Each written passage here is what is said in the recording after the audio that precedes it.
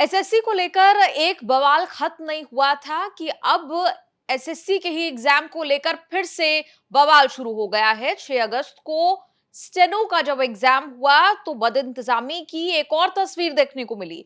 क्या बदइंतजामी देखने को मिली और पर्दे के पीछे क्या कुछ कहानी अब तक रही है, उस सबके बारे में बात करेंगे। हमारे साथ करियर विल के फाउंडर राकेश यादव सर मौजूद हैं। राकेश जी, बहुत बहुत स्वागत है आपका न्यूज तक पर। नमस्कार मैम। राकेश सर, आप खुद ग्राउंड पर मौजूद थे, सेंटर्स के आसपास मौजूद रहे। सबसे पहले ये बता दीजिए, एसएससी स्टेनो के एग्जाम को कराती है, किस तरह का एग्जाम होता है, कब से कब तक ये एग्जाम होना था और आखिर कल ऐसा हुआ क्या जिसे लेकर इतना ज्यादा हंगामा मचा हुआ है? मैम ये बेसिकली एसएससी से एग्जाम को हम्म। कंडक्ट कराता है कर्मचारी चयन आयोग, और इसमें लगभग 3,51,000 बच्चे थे टोटल जिन्होंने इस फॉर्म को फिल किया था। और इसमें जीएस आती है 50 नंबर की, और रीजनिंग आती है 50 नंबर की, और इंग्लिश आती है 100 नंबर की। तो कुल मिला के 200 नंबर का पेपर होता है जिसमें मैथ नहीं आता है, केवल रीजनिंग, जीएस और इंग्लिश पूछी हम्म। जाती है। इंग्लिश 100 नंबर की जी। पूछी जाती है। तो कल जो सबसे पहला इश्यू आया बच्चों को मॉर्निंग शिफ्ट में ही, वो ये था कि 2 से 3 क्वेश्चंस बच्चों ने ऐसे क्लेम किए हैं जहां पे, जैसे मान लीजिए कोई क्वेश्चन आया कि भारत का प्रधानमंत्री कौन है, और नीचे चारों ही ऑप्शन में नरेंद्र मोदी नरेंद्र मोदी नरेंद्र मोदी लिख दिया। तो अगर चारों ही ऑप्शन सेम होंगे तो बच्चा किसको करेक्ट चूज करे? हम्म। पहला सवाल ये हुआ। दूसरा ये हुआ जी। कि 2 से 3 क्वेश्चन ऐसे थे जहां क्वेश्चन पूछा गया और क्वेश्चन के नीचे 4 ऑप्शन होने चाहिए जिसमें से एक ऑप्शन क्लिक करना हम्म। होता है। लेकिन केवल और केवल 3 ही ऑप्शन खुले और चौथे ऑप्शन की जगह लिखा आ रहा था फाइल डज नॉट एग्जिस्ट। ये समस्या आई। उसके अलावा क्या इश्यू होता है कि जैसे आपके सामने मान लीजिए स्क्रीन खुली हो और मैं अपने माउस से स्क्रीन को स्क्रॉल करूंगा, ऊपर नीचे करूंगा, तो होता क्या है कि जब पैसेज आता है तो पैसेज में हम स्क्रीन को स्क्रॉल करके पूरे पैसेज को पढ़ते हैं। इन्होंने क्या कर रखा था कि एक तो स्क्रीन पे स्क्रॉलिंग वाला था और एक पैसेज के अंदर भी एक स्क्रॉलिंग था। यानी वर्ड्स को ठीक से पढ़ने के लिए दो दो बार स्क्रॉल करना पड़ा था। पहले स्क्रीन को स्क्रॉल करे थे, फिर उस पैसेज को स्क्रॉल करना पड़ रहा था, तो एक टाइम टेकन प्रोसेस रहा। तो ये इश्यू है। उसके बाद इश्यू जो, मतलब मुझे लगता है कि अब शायद बच्चों ने भी इश्यू मानने छोड़ दिए, हमने भी इश्यू मानने छोड़ दिए। एक नहीं, कितने ही ऐसे बच्चे हैं जिन्होंने ये वीडियो बना बना के इश्यूज हम्म। बताए हैं कि हम पेपर देने बैठे, पेपर जब देने बैठे तो 5 ही मिनट बाद कंप्यूटर की स्क्रीन पूरी तरीके से मतलब ब्लैक हो गई और कुछ भी नहीं आ रहा सामने। हमने इशू रेज किया, इन्विजिलेटर को बुलाया, उन्होंने 2-3 मिनट का समय लगाकर उस स्क्रीन को ठीक किया या दोबारा से वो ऑपरेट हुई। उसके बाद फिर यही समस्या आ गई 10 मिनट बाद। और जब 2 बार ये समस्या आई और फिर वो ठीक करी, जब तीसरी बार ये प्रॉब्लम आई तो उन्होंने क्या कहा कि रुकिए, 5-6 मिनट का समय लिया और उस बच्चे को फिर एक नए सिस्टम पे बैठाया गया। दोबारा से वही सारी चीज हुई। तो उस बच्चे ने बताया कि सर मेरा 15 मिनट केवल और केवल इन वजह से मेरा खराब हो गया। अब आप खुद सोचिए कि 15 मिनट एक बच्चे का वेस्ट हो जाता है ऐसा एग्जाम में, हम्म। जिन एग्जाम्स की तैयारी वो 2-2 3-3 साल से करने लग रहा है। और ये पेपर ऐसे नहीं है होते कि जिनमें 100 में से 50 बच्चे सेलेक्ट करने हैं। यहाँ ऐसे पेपर होते हैं जिसमें से आपको 1000 में से 1-2 बच्चा चुनना होता है। जी। तो जो परसेंटेज है वो अपने आप में बहुत भारी काम है यहाँ पे, जो सिलेक्शन का परसेंटेज है। अगर बच्चा फुल्ली कंसंट्रेट होकर बैठ रहा है एग्जाम में तो उसकी जो आउटपुट है वो बहुत अच्छा निकल के आएगा। लेकिन अगर वो फुल्ली कंसंट्रेट रख ही नहीं पा रहा है, क्योंकि जो इन्विजिलेटर है वो गुटखा खाने लग रहा है, या जो इन्विजिलेटर है, अच्छा देखिए, कल के पेपर में तो एक महान काम हुआ। बच्चों ने जो हम्म। वीडियो बना के दिया, कहता है कि हम सबको, एक लड़की थी और हमारी ही उम्र की लड़की थी, उसने क्या किया कि पहले सबको पेज दिया और एक पेन दिया सबको। उसके बाद वो ये सब करने के बाद खुद भी सिस्टम पे बैठ गई पेपर देने के लिए। मतलब जो पेपर दे रही थी वही उस सेंटर की इन्विजिलेटर थी। ये बेहद हैरानी वाली बात है। आप कह रहे हैं कि जो इन्विजिलेटर थी वो पेपर देने बैठी। बिल्कुल। और ये पता है स्टेनोग्राफर सेलेक्ट होके क्या करेंगे? ये हम्म। मिनिस्टरों के साथ काम करेंगे। और मिनिस्टर की कोई भी बात होती है तो उसे जल्दी जल्दी से लिखने के लिए स्टेनो की जरूरत होती है। बड़े बड़े अधिकारियों के साथ इनको काम करना है। और वहां ये हालात है। इससे भी बड़ी हालात देखिए कि जो पेपर का लेवल है उसके बारे में चर्चा करते हैं। मैंने आपको बताया सिलेबस में जीएस है, रीजनिंग है, इंग्लिश है, मैथ सिलेबस जी। में नहीं है, बच्चा भी नहीं पढ़ता। और बहुत सारे बच्चे स्टेनो का एग्जाम देते भी इसलिए हैं क्योंकि उनका मैथ अच्छा नहीं होता। अब हुआ क्या कि मैम, रीजनिंग जैसे एग्जाम में रीजनिंग का जो हिस्सा था उसमें 5 से 6 सवाल परमुटेशन कॉम्बिनेशन के पूछ लिए, मैथ के क्वेश्चन पूछ लिए, जो कि रीजनिंग का सिलेबस ही नहीं है। मतलब हार्डकोर मैथ्स के सवाल पूछ लिए गए, जबकि यानी आउट ऑफ सिलेबस पूछा गया। हाँ, जबकि सिलेबस में मैथ है ही नहीं और मैथ का कोई हम्म। जिक्र नहीं है। दूसरी चीज क्या जी। हुआ कि रीजनिंग में इनपुट आउटपुट के क्वेश्चन कभी नहीं आते, ना ही इनके सिलेबस में वो चीज मेंशन है। जब आपके सिलेबस में भी मेंशन नहीं है, क्वेश्चन आज तक पूछे भी नहीं गए हैं, तो वो out of question, out of syllabus चीजें भी इन्होंने पूछी है। मैट्रिक्स के भी क्वेश्चन इन लोगों ने पूछ लिए हैं। और उससे भी बड़ी चीज क्या हो रही है कि आपने जैसे रेलवे स्टेशन पर आप जाएंगे ट्रेन पकड़ने के लिए, तो आप बराबर अनाउंसमेंट होती रहती है बड़े बड़े माइकों से कि प्लेटफॉर्म नंबर 3 पर ये ट्रेन आ रही है, ये ट्रेन आधे घंटे लेट है। ऐसे ही इन एग्जामिनेशन सेंटर्स पे अनाउंसमेंट होती रही कि आपका जो एग्जाम 5:30 बजे स्टार्ट होना था, वो एग्जाम हम 6:30 स्टार्ट करेंगे, या वो एग्जाम हम 7:30 स्टार्ट करेंगे। मतलब पूरे भारत में एक साथ एग्जाम हो रहा है और हर शिफ्ट का पेपर हम्म। पूरे भारत में एक सेम है, लेकिन जो पेपर 5:30 बजे स्टार्ट होना चाहिए वो 7:30 स्टार्ट होगा। और अगर रात को 7:30 बजे पेपर स्टार्ट होगा तो उनकी छुट्टी होगी 9:30 बजे। कल मैं बच्चों के साथ जूम मीटिंग के थ्रू, व्हाट्सएप कॉल के थ्रू लाइव जुड़ा हुआ था। हमारी कैरियर की पूरी टीचर्स की टीम बच्चों के लिए लड़ रही थी, उनके साथ। देखिए, ये वक्त होता है जब बच्चों का मनोबल बढ़ाना होता है, क्योंकि बच्चा मतलब एक कच्चा घड़ा है, वो तैयारी करके आया है। एक छोटी सी टेंशन से क्या होता है कि वो अपना परफॉर्मेंस पेपर में दे ही नहीं पाता है। आप देखिए, हम्म। रेलवे स्टेशन की तरह अनाउंस हो रही थी कि यहाँ पर 5-5 बाउंसर्स हैं जो इस व्यवस्था को बनाए रखने के लिए रखे हुए हैं। जिन बच्चों का पेपर मैम जी। 3:30 बजे खत्म हो जाना चाहिए था, वो बच्चे 6-6 बजे तक सेंटर से बाहर नहीं आए हैं। ये हालात है।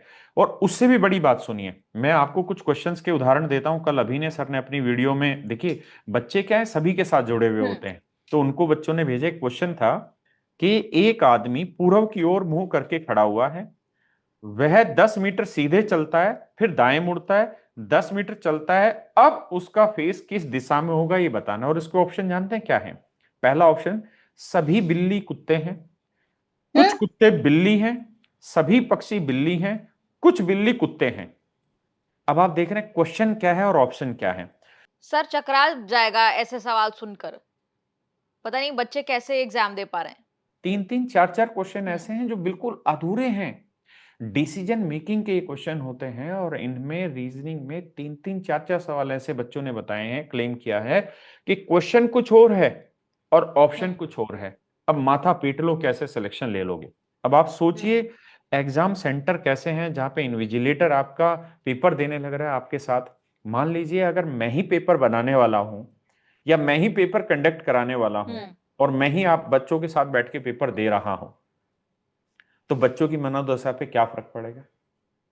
हम्म। और ये तब हालात हैं जब एसएससी चेयरमैन ने डीओपीटी मंत्री के सामने हमें ये कहा है कि अब एक भी समस्या आ जाए तो आप हमें बता देना। ये जी। इनकी एक भी समस्या में शामिल नहीं होता। ये हालात हैं इन लोगों के झूठ बोलने के। जबकि वहां हमने खुल के इस बात को कहा कि आपसे ना तो स्टेनो का एग्जाम होगा ना सीजीएल का एग्जाम होगा। आप इसको प्लीज प्लीज पोस्टपोन कर दीजिए, वरना बच्चा इतना भरा हुआ है कि आप मत पूछिए। उसकी मेहनत, सालों की मेहनत कूड़े में मत डालिए। आप 2 महीने बाद एग्जाम कराइए, जब सारी व्यवस्थाएं दुरुस्त हो जाए, उसके बाद आप एग्जाम कराइए ताकि ये दिक्कतें ना आए। उन लोगों ने वादा किया, लेकिन ये वादे थे एसएससी चेयरमैन के, और इन वादों पर उन्होंने क्या रुख दिया है, अब आप इस बात को समझ सकते हैं। हम चकरा रहे हैं इस बात को सोच करके, हम्म। आप क्या कह रहे थे और क्या करेंगे आप। 13 तारीख से सीजीएल का एग्जाम होने जा रहा है। हम्म। वहां तो जी। मतलब ही नहीं कि आप 1% भी चीजें ठीक कर दें। जी। जी, राकेश सर, घूम फिर कर सारा सवाल जो है, आप क्योंकि उस बैठक में भी मौजूद थे जिसमें डीओपीटी मंत्री और एसएससी चेयरमैन मौजूद थे। तमाम बात एडिक्विटी को लेकर भी बात हुई, लेकिन उसे सिरे से खारिज कर दिया गया था कि अगर कंपनी ब्लैक लिस्टेड होती, यानी उनका तो इस कंपनी को ब्लैक लिस्टेड मानने से ही इनकार था, अगर मैं गलत नहीं हूं तो। नहीं, उनका तो एक सीधा सा सवाल है कि जब आप उनसे बहुत तल्ख सवाल पूछे तो वो तुरंत की तुरंत, जैसे मुझे उन्होंने एक सवाल में कहा, आप छात्रों के नेता हैं कि टीचर हैं? हम्म। एक सवाल में उन्होंने कह दिया कि आप टीसीएस के प्रवक्ता हैं। एक सवाल में उन्होंने अभिनय सर को कह दिया, पीएस साहब ने, और नीतू मैम को, कि आप ही तो वो हम्म। लोग हैं जो बच्चों को भड़का रहे हैं, इस आंदोलन को फंड कौन। अच्छा। हम्म। तो देखिए, हम जितना बेहतरीन तरीके से अपने सवालों को उठा सकते थे हमने वहां पे उठाया। और चेयरमैन साहब ने इतना प्यार से झूठ बोला, इतना प्यार से झूठा वादा किया कि नहीं जी आप अब ये दिक्कतें नहीं होगी, अगर ये दिक्कतें हो तो देखिए। जब हमने कहा कि अगर ये दिक्कतें हुई तो हम देखेंगे कैसे, हम आपसे बात कैसे करें, तो उन्होंने एक ही सवाल किया कि आप हमारे स्टेक होल्डर थोड़ी हैं, हम बच्चों से हम्म। बात करेंगे। अब वो जी। बच्चों से बात कर लें। अब अभिनय सर इस चीज में लगे हुए हैं किसी भी तरीके से ये जो इम्पैक्ट बच्चों पर आ रहा है, इन बच्चों के साथ जो धोखा किया है एसएससी ने, इस धोखे की भरपाई एसएससी खुद करे और सीजीएल का एग्जाम पोस्टपोन कराए।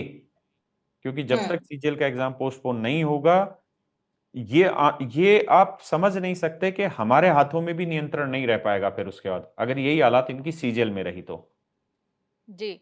राकेश सर, अगर मैं गलत नहीं हूं तो 13 अगस्त से सीजीएल की प्रक्रिया शुरू है, सीजीएल का एग्जाम होगा। बिल्कुल बिल्कुल बिल्कुल और मैम, कितने 13 अगस्त से। इसकी एक रूपरेखा बताइए कि अगर एग्जाम करा दिया जाता है ऑन शेड्यूल, क्योंकि आप ये मानिए कि 1 हफ्ता भी नहीं बचा है इस एग्जाम को, अब कैसे छात्र अफेक्ट हो सकते हैं इससे? क्योंकि कल ही हमने देखा स्टेनो का एग्जाम देने जो छात्र आए और ऐसी बद इंतजामी उन्होंने देखी, वो ही छात्र वहां से बोलते हुए नजर आ रहे थे कि अगर आपका इंतजाम पूरा नहीं था तो ये एग्जाम ना कराते। अब एसएससी सीजीएल तो उससे बड़ा एग्जाम है। एक बार इसका डायमेंशन बता दीजिए, कितना बड़ा ये एग्जाम है एसएससी सीजीएल और कैसे इससे छात्रों पर असर पड़ सकता है? देखिए जो स्टेनो का एग्जाम है उसमें लगभग 3,51,000 बच्चा है, जबकि सीजीएल में लगभग 28 लाख बच्चा है। दूसरी चीज, जी। हम अगर चेयरमैन साहब चाहे ना तो अपनी भी इमेज बचा सकते थे उस मीटिंग में, और अपनी कंपनी की भी इमेज बचा सकते थे एडिक्विटी की, जो वो बचाना चाह रहे थे। हम्म। मैंने उनको खुल के ये कहा कि सर जो सेंटर्स आपने अब सिलेक्शन फेज में दिए हैं वही सेंटर्स आप आगे देंगे। आप हम्म। खुद ही उसी उसी मीटिंग में चेयरमैन साहब का कहना था कि हमारे पास सेंटर्स है ही नहीं क्योंकि टीसीएस ने सारे सेंटर कब्जा रखे हैं। तो अभिनय सर ने उसी समय तो ये कहा था, जब टीसीएस ने सारे सेंटर कब्जा रखे हैं तो आपने एडिक्विटी को क्यों दिया। और अगर चेयरमैन साहब चाहें तो आज भी वो इस गेम को पलट सकते हैं कि इस इन एग्जामों को पोस्टपोन करें। देखिए बच्चा निराश तो होगा, इसमें कोई दो राय नहीं, लेकिन बच्चा इस बात को समझ सकता है कि तुम 2 महीने लेट करा लो एग्जाम, स्टेनो का भी एग्जाम दोबारा करा लो, सिलेक्शन फेज का भी एग्जाम दोबारा करा दो, और 2 महीने बाद आप एग्जाम कराओ, कोई दिक्कत नहीं है। लेकिन तब तक जो भी कंपनी इन्होंने एडिक्यूटी जिसको भी दे रखा है, जिसे एडी चोटी बोल रहे हैं लोग, ये कंपनी अपनी व्यवस्थाएं दुरुस्त कर ले। देखिए आप समझ नहीं सकते कि 2-3 साल की मेहनत इस 2 घंटे में बच्चे को परफॉर्म करनी होती है, और उस 2 घंटे में जो सबसे ज्यादा जरूरत होती है वो होती है शांति की और 100% कंसंट्रेशन की। लेकिन अगर एक बच्चे को 3-3 बार डिस्टर्ब होगा वो पेपर में, तो कंसंट्रेशन का भाड़ में जाएगा उसका। तो मैं इस चीज में खुल के दोबारा से ये बात एसएससी चेयरमैन साहब को कह रहा हूं कि हम इस बात को बहुत अच्छे से समझते हैं कि आप नकारा हैं इस सिस्टम में को सही लाने पर, आप नहीं करना चाहते। अगर आप लोग चाहें तो आज भी इस काम को करें कि इन एग्जामों को पोस्टपोन करें।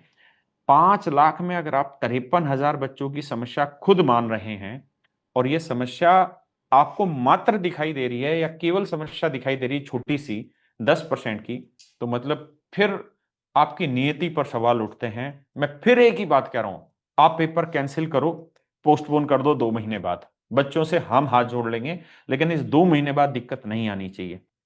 और मुझे नहीं लगता कि ये पोस्टपोन करेंगे इन हरकतों से जैसे काम कर रहे हैं। और सीजीएल में जो होगा, मैं आपको निधि जी बता रहा हूं कि टीचर्स के कंट्रोल में भी कुछ नहीं होगा, क्योंकि 28 लाख बच्चे की जिंदगी जब आप दांव पे लगा देंगे तो आई एम सॉरी टू से ये बड़ी संख्या हो जाएगी।